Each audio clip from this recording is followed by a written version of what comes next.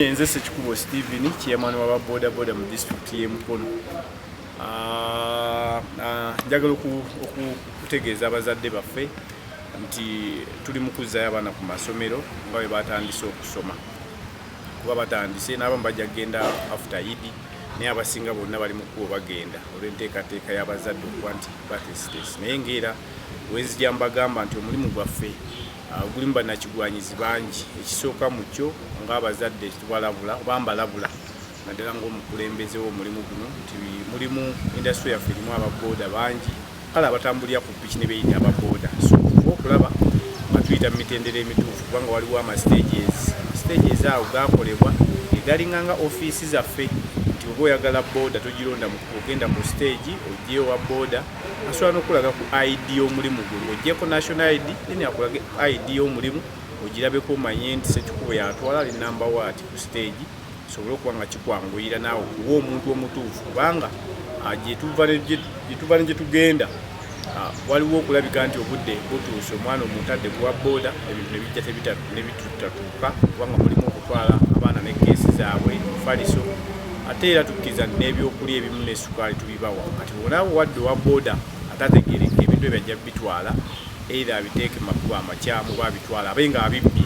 So ogenda okutuukana ku ofiisi yaffe oba okumunoonya mu mulimu nga tulina we tumunoonyeza. So mbasaba muwa amasiteegi amatuufu genda ku stage gy'omanyi nti weeri then n'okulabika nti akulaga ku national ID ye then ne ID y'omulimu kusobola okulabika nti uwo omuntu kwewala balubyanza kuba nabo weebali balubyanza beba abatalina masitages ye wasanga wa parking oyinza okwesanga omuntu abadde ava Jjinja agenda Masaka yabadde ava Ziika kati gojja kukozesa chance nga we tuli nti ababooda ye omuweera ye wasanga watwala ye wasanga omuntu tamala kumanya nti onadde najja kgenda abitwale ogenda okwekisanga tusobodde kubifuna. Mulimu gwaffe njagala okutegeeza ababooda nti balina oyiga amateeka g'ekkubo newankubadde tukkiriza nti embeera oyinza okwesanga nti mbi oba mu nsawo teteredde naye tugoberere amateeka. Totikka baana bataano ku booda olw'okuba bakuwadde ssente omuzadde mugambe wakiri abaana basomemu emirundi we giba 3 nga baana bangi oba 2 naye ojja tikka abaana bataano nga naye tolina wonaawetera abamu bali mu mayembe pikipiki eno weba otadde ekintu mu mayembe tosobola kuweta bulungi. Ate mukkirize nti amakubo gakyali bize buli muntu ayagala okukozesa ekkubo lyetukozesa ffe kutuyita ababooda abo ababigere abapikipiki n'abaturera. So ogenda okwekanga nga abaana basudde mu mmotoka tufiirwe abakulembeze ab'enkya. So mutikke abantu bemulaba oba abaana bemulaba nga naawe ojja sobola abaana 2 kale naye otikke 5 6 ekyo si kirungi. Mukendeeze mufuge bulungi sobole okulabika nti abakulembeze baffe ab'enkya batuuka basome n'omuzadde eyagala naawe omulimu ogiba ojja gufuna kubanga amanya wakoze bulungi n'ogutuusa lulala bajja kuyita. Ssente by'okugongola ekyambisi era nga twatandise bulungi emirimu tusobola okwebaza Katonda wamu ni bannakyambisi ne bannayuganda twaliza bannamukono olw'ebyo byonna byemutukoledde. Akaseera ke tulimu ssaawa eno k'abazadde kuzza abaana kitetukubiriza abazadde kisooka ddala embeera yaffe ey'ebyenfuna si yeeryawo si nnungi nnyo ate si mbi nnyo naye okuweerera abaana katala lyaffe era kivunaanyizibwa ku buli muzadde okulaba nga omwana agenda mu ssomero. Tukubiriza abazadde bateeke abaana mu masomero ge basobola kubanga obuteeteekako nnyo baden ya school fees mungi amasomero gonna gasobola okusomesa omwana n'ayita. Ate era tukubiriza abazadde batwale abaana amasomero gaffe aga gavumenti kubanga tufuba tuwaana okukola buli kisoboka amasomero ago kubanga gali ku mutindo ogusobola okugunjula abaana baffe ne bafaanana n'abaana abalala. Ate omulundi guno muzze mukiraba enfunda amasomero ga gavumenti kati ge gamu kugakuna obulungi.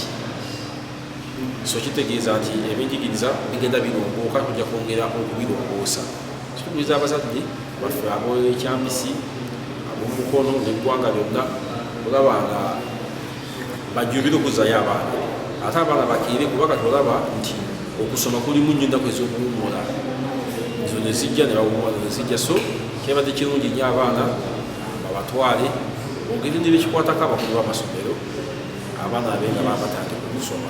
ekyabaluseewo nekirimisa n'okugenda mugongo nze kukyangambaawo olowooza guno mulundi gwakubiri nga nagongo takola ki nga tatula covid yasooka n'akulemesa kakati ati n'ekirwadde ekukyaze naye standard procedures z'ekirwadde tuzimanyi tunaaba mu ngalo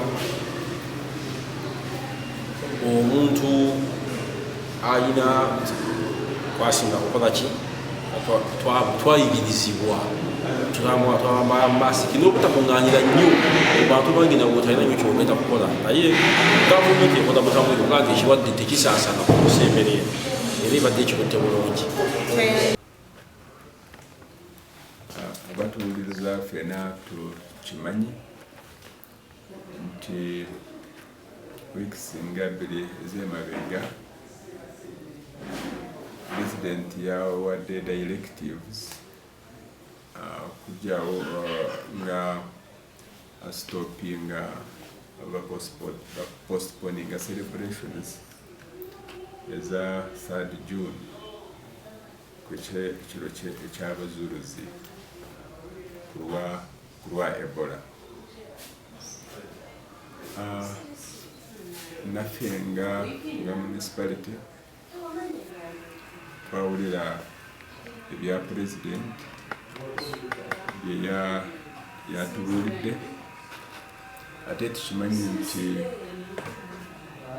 taamu zitandise amasomero kati gali open kuva leero ate ndowooza nti kiri important nti n'amasomero nago gakimanyi nti mu ggwanga walimu Ebola nobweba nga tenaba kujanjala abantu wonna ndowooza kiri important nti abantu bonna amasomero gonna gatandike kwetebeekanisa nga g'observinga kyetubadde tuyita SOPs. Manyi nti amasomero gagula facilities mu biseera bya COVID ate bakyayina hand washing facilities bakyayina ziri tubadde tuteeka mu ngalo bakyayina facilities bebadde bezunisa mu budde bwa COVID. So ndowooza balina wakutandikira bweba tebalina bagenda kunoonya ssente bagule obwo bwa facilities bwa temperature guns kubanga tulina okwerinda obulwadde buno nga tubujja ku baana baffe. Ekirala kimumbuuza kya school fees ate n'okugoba abaana mu masomero. Nkimanyi nti mu municipality waliwo abazadde bwe batuula ne baleyinga ebisale by'abaana kusasula. Abamu balina na lunch mu masomero baprovidinga lunch. Tusaba era tulagira nti tuwali head teacher n'omu alina olukusa okugoba omwana ku ssomero kubanga tiyasasudde ssente zonna. So abo tulagira abo ba head teacher nti bwe n'okola ekyo amateeka gagenda kukukwata. Njagala nkigyemu nti tuwali head teacher alina olukusa kugoba mwana mu ssomero kubanga nti tiyasasudde ebisale bya ssomero. Abaana bonna tumanyi tulina abasomesa, tulina textbooks, so omwana alina olukusa kujja ku ssomero kusoma okwa bwereere. Bw'aba tasasulidde lanchi tafuna lanchi yo tuwali nsonga naye bw'ogimuwa n'agirya tomugoba kusomera kubanga tiyasasudde ssente. These are not totally overcrowded. Nga tulinze Ministry of Health wa more direction kiri essential naffe nga awansi nga ku masomero tutandike kuteeka mu nkola bya health byeragira. Ndowooza naffe tugenda kuwa guidance mu buwandiike ku masomero gaffe so that buno obulwadde obwa Ebola tubutandikira ku ffe emukono. Olekirala kyoyagala zola nti tulina habit oba bazadde baffe balina habit wano mu Mukono nti batwala abaana mu masomero nga weeks 3 ziwedde ate nga ffe tutandikirawo okusomesa. Today buli mwana ali mu class nga asoma. So tukubiriza abazadde bona gye bali batwale abaana mu masomero nga taamu yakatandika kubanga bw'odeleyinga tocompletinga syllabus ate wo tubagenda kumusetingira bibuuzo nga bagyewo ezo topic za missing. So abazadde mutuyambe muleete abaana mu masomero tubone ku completinga syllabus yaffe nga abaana boona we bali. Twalabe kye mwakoze. Yambi Moses nga nze Deputy RDC wa Mukono District nga mu kaseera kano tweteekerateekera olusomo oluguddewo olunaku olwaleero ng'abaana baffe bagenze ku masomero. Okusookera ddala twebaza abazadde abasobodde okukuuma abaana baffe obulungi babadde mu luwummula kubanga nga Mukono District tubadde na keesi yonna oba musango gwonna ogwa abaana okuyisibwa obubi oba okutuusibwako ogw'obuliisa maanyi n'ebiringa ng'ebyo. So mu kaseera kano ng'abaana baffe bazze ku masomero njagala okukubiriza abasomesa awamu n'abakulira amasomero nti abasomesa balina okubeerawo mu budde ate balina okubeerawo ku ssomero okulaba nga basomesa abaana baffe kubanga ebiseera ebisinga naddala amasomero gafa ga gavumenti abasomesa balwawo abamu okutandika balowooza nti wiiki esooka teri bize nnyo si yakusomesa nnyo naye ebintu byakyuka. So n'olw'ensonga eyo ba head teachers mwenna mbakubiriza nti leka bannaffe mikwano gye babasomesa babeere nga bali ku masomero ate nga bakola emirimu gye balina okukola. N'ekirala nkimanyi bulungi nti amasomero agamu gawaayo ku kasente akatonotono naddala aga private kuba nago gaffe ate teri muntu ayina guwa mwana ku ssomero olw'okuba nti tasasudde school fees mu masomero ga gavumenti. Masomero ga gavumenti tumanyi bulungi nnyo nti omuzadde obuvunaanyizibwa bwe bwalina okukola okutwala omwana ku ssomero ku lunaku olutandikirwako okumutwala ng'alina uniform okumutwala ng'alina ebitabo n'abo abawaayo akasente akatonotono ak'okulya ekyemisana era amasomero agasinga gakikolera ddala n'ako keetaagisa naye sente za school fees teri sente za school fees kubanga pulezidenti yakyogera lumye ate nga n'eggwanga lyonna likimanyi nti abaana basomera bwereere kubanga asasula abasomesa abawa ebyetaago n'ebiringa ng'ebyo. So abazadde ekyo n'abasomesa njagala mbeere nga mukitegeera. Then ekirala tukimanyi bulungi nnyo nti eno ettaamu enkulu abaana baffe ab'ekibiina ekyomusanvu ab'ekibiina ekya siniya eyokuna n'ekibiina siniya ey'omukaaga bwe bagenda okusasula ssente za registration nkubiriza abazadde mwenna mufeeyo okumanya ssente gye muzitutte nti essomero eryo liri registered essomero eryo ligenda kukola ebibuuzo kubanga omwaka oguwedde twafuna ebizibu nga Mukono waliwo essomero erimu erya ssente z'abandi center numbers naye nga gatuuliza amasomero amalala. So abazadde mbakubiriza nti nga tonawaayo ssente essomero libabuulira abaana bagenda kutuulira mu ssomero ki ate nawe mukole okunoonyereza ku ssomero eryo abaana gye bagenda okutuulira okulaba n'abazadde abakemebwa nga muteekateeka okudda ebibuuzo.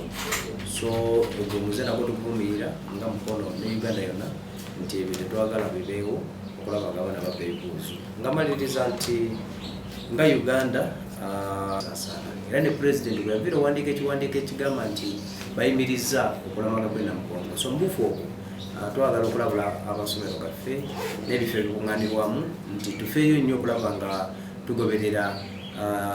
tugoberera ebiragiro ebituweereddwa minisitule y'ebyobulamu n'abakozi kujja n'amasomero okuba nga teeka muyina ebifo ebinaabirwamu ate nga muyina ne sanitizer okulaba nga muyamba ku baana. So nsaba abasomesa bafeeyo nnyo naddala amasomero gaffe aga gavumenti mufeeyo oluma amasomero agagenda abaana bangi.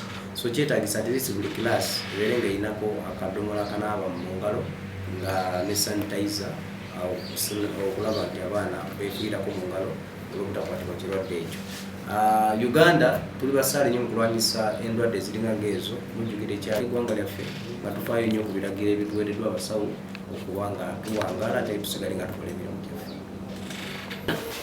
Nze Tumwesigye Innocent nga nze Vice Chairperson wa Mukono District Local Government. Abatuuze baffe ab'e Mukono bonna twali omukisa guno okubeebaza n'okubagaliza obukozi obulungi kuba mu kisanja kyaffe kino tugamba tera okwebaka.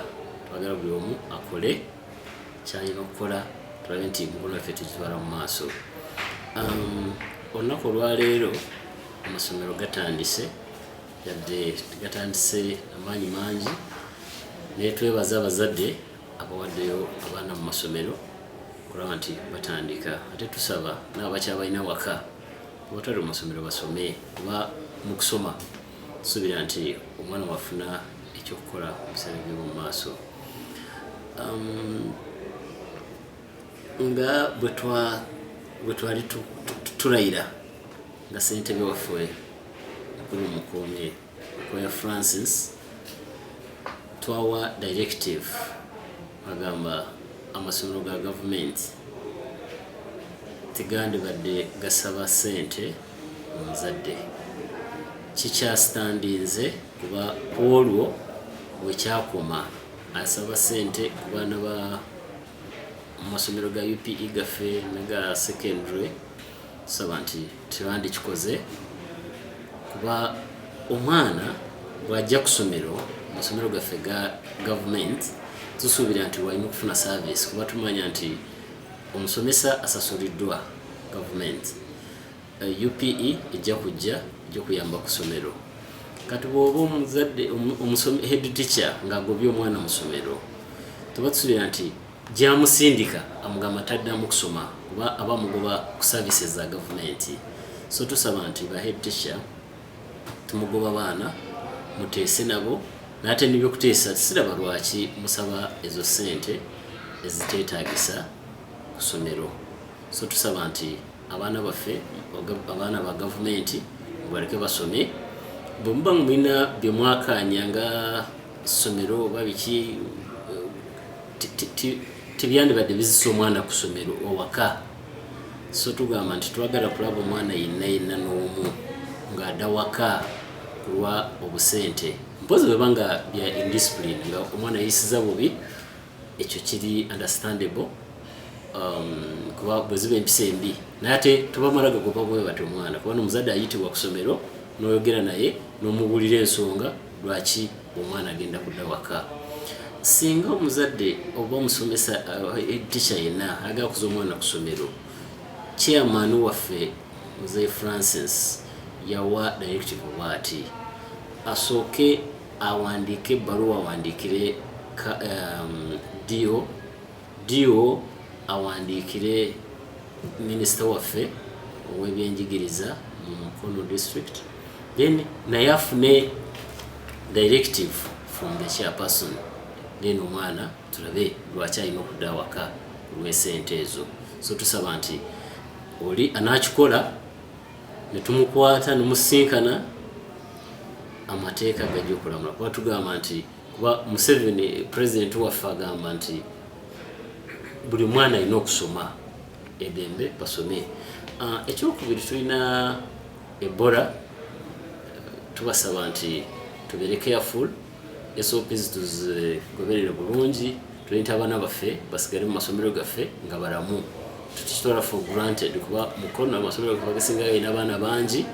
Tusaba nti tugoberere ebiragiro bya Ministry of Health byateekawo kulaba nti abaana baffe ne community yaffe esigale nga namu obulungi, kuba omwana omulamu obulungi obwa community namu yekulaakulanya eggwanga. So sigadde tumwesije Innocent mbagaliza olusoma olulungi, abaana baffe basome bulungi, ngeza okubiriza abasomesa baffe abali mu masomero ga gavumenti tumuyosayosa mubeere ku masomero musomesa abaana b'eggwanga kuba kyekyabateekayo kuba ku masomero ago. Tumuyosa musomesa abaana baffe basome bulungi bakulaakulanye eggwanga kuba eggwanga erisomye lirijja okukulaakulana bwe tusuubira nti mu maaso tulabe nti District Inspector Olukono. Lusoma lutandise bulungi. Tulinamu embeera nti abaana tebatera kujja naye nga abasomesa nga tobalabawo bali mu masomero. So nteebereza ku lipooti zenfunye okuva ku inspector abali wansi amasomero gonna ge batambuddemu at least abaana we bali yadde nga agamu agasemberera mu byalo abaana batonotono naye nga at least gana agasinga abaana bazze wabula bazze batya ebyetaago tebimala bulungi era mukubiriza omuzadde yenna aweereza omwana ku ssomero. Yes, it is UPE naye fuba nnyo okubuwa ebyetaagisa kubanga abasomesa bakola ogwabwe naye ate nammwe abazadde mutuwe ebyo ebisobola abaana bano okubasomesa ne bayita ng'ebitabo amabayiro ebyo si byaffe naye omusomesa gyali era olusoma lutandise bulungi n'ebikola mu masomero weebiri. Abazadde bakkirizaganye nabo nti kino kyetusobola.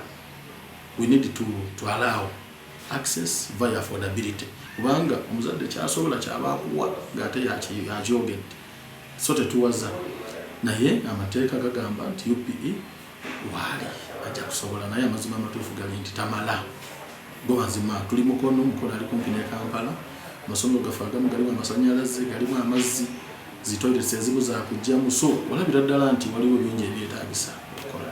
NEB yatuyamba ate si NEB yokka ne gavumenti ya Uganda yatuyamba etya yalese curriculum empya egonze mu ndeera nti bonna basome.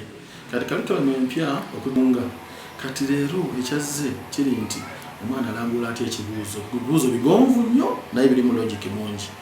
Kati ekyo ensoma bwetyo tebaamu kukoppa si kyangu nnyo kubanga tutunuulira mbeera ki omwana gy'alambulamu ekibuuzo. Kati ebibuuzo ebigonvu bwe biti ebyazze gino myaka ebiri kati mu pyero njakuwa ekyokulabirako omwaka ogwawedde abaana baffe baayise bulungi abazi UPE schools naye wakiraba ku record.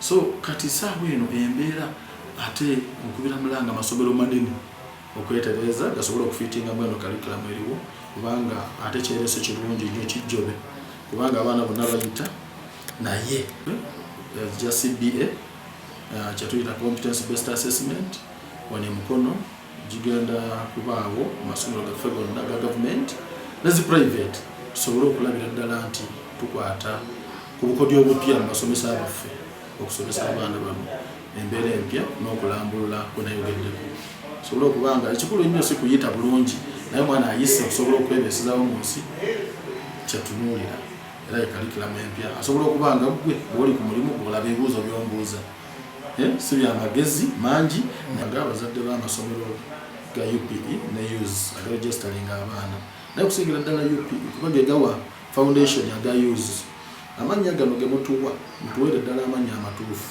ge mwawaayo munnira naye tulina obuzibu nti mutuwa amannya ng'ate munnira mwawaayo mannya malala. Omwana aweza emyaka 16 ate ne bamuyita Amatovu Geoffrey ng'ate gwe watuwa eri Amatovu Andrew. Abantu bano bombi banjawulo, so twagala nnyo mutuwe ekyewawannira kuba nera yali responsible with the registration of names. Sifa abaana ku district mutulinyeza bwerere, so mutukolera omulimu gwaffe gwanguwe.